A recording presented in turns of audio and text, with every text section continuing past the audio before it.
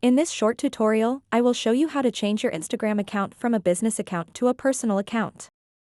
Making this switch is simple and can be done in just a few easy steps. To get started, open up the Instagram app and then tap on the profile picture icon at the bottom right corner of the screen.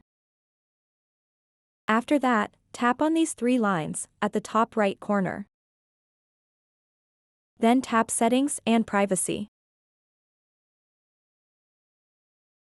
Once you are on this page, you'll see a section called For Professionals, and in that section, you'll see an option called Business Tools and Controls. Just tap on it. Then scroll down a bit, and you'll see an option called Switch Account Type. Tap on it. All you have to do next is tap on this option. Switch to Personal Account. Tap on it again to confirm it.